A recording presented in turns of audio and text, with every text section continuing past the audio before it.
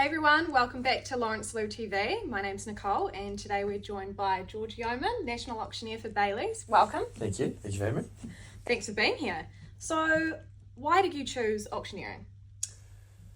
Well, I sort of fell into it naturally in a sense that I really enjoyed public speaking, going through school, and have always been in property, studied and worked in property, and so it seems like a natural fusion of the two. And it also, in working in real estate, it's to me the most exciting point of the transaction, of the process of a campaign. Obviously, you've got, in an ideal world, both buyers and sellers to be talking to and trying to find a meeting of minds in value, be it the negotiation or the actual auction itself. It's really satisfying when you get across the line, so it sort of does keep you coming back for more as well. What are you seeing in the auction rooms at the minute? There's a bit of a dichotomy that's happening at the moment in the auction rooms, as I'm saying. There's certainly an uplift in positive sentiment across the board. I think we can all say that we've seen that, be it asset class, value range, or location. But where there is complexity, we're finding those headwinds are harder to sail into. Whereas if you've got something that's quite straightforward, no nonsense, where it's got a broad base of appeal, we're seeing things go really well, and we're starting to see more and more of those really competitive auctions come with super bidding once it's been called on the market, where buyers are getting confidence from other buyers around value derivation through seeing other people bid. So there's more of that starting to come through, and obviously with the change of government that brings that change in sentiment as well. But buyers are looking to get that confidence from one another when there are so many unknowns still in the market, and we're seeing that play out day to day. And then when we do have that complexity, obviously that's where some more of those challenges come in on that same vein. Of course. And what are some unexpected or interesting situations you've encountered in the auction room?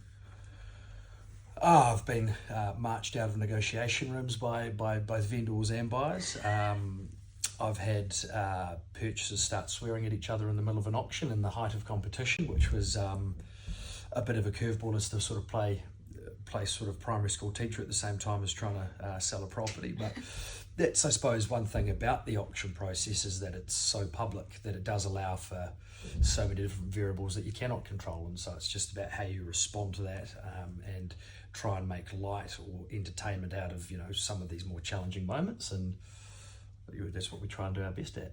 And what's it like working with Lawrence and his team? Yeah, Lawrence and his team are probably one of my biggest, most collaborative colleagues that I have in terms of the volume of work we do together. And what I really enjoy about working with Lawrence and his team is that they understand the auction process for more than just trying to get the property sold on the day. Obviously that's our primary goal with any auction campaign, but knowing that it is that multiple staged method, so that if it doesn't sell on the day, it puts you in a more saleable position than you otherwise would have been. And getting that through the likes of good price feedback and value information over the course of that pre-auction marketing.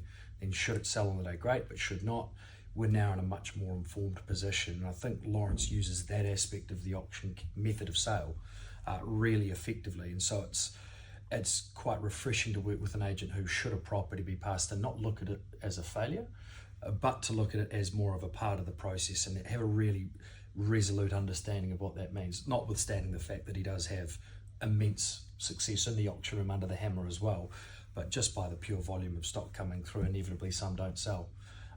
In your opinion, what makes a great real estate agent? Well, I suppose from my experience, and I'm limited in my exposure to agents, to really the auction process, but when I see people who have done really well and are really successful, there's just commonalities across that. Being a really effective communicator, it's been in constant touch with your clients, with your colleagues, and obviously with the customers as well. So people are going along this journey with you, and there's a value discovery journey to be had with property. There's that emotional journey around that as well, and so how you take people through that and the messaging around that's really key. So all of the top agents that I work with are really effective communicators, but also people who aren't afraid to have the hard discussions. I mean, sometimes it can be confronting when we get feedback from the market that isn't where we or our owners would have liked that to be, and so being able to confront that, have that conversation in a constructive manner, and understand that what we want to do is find the very best in the market, and not letting those hiccups along the way get in the way. So having those hard conversations, and I think that probably rolls in to that communication piece as well. But there's no substitute for hard work either. I mean,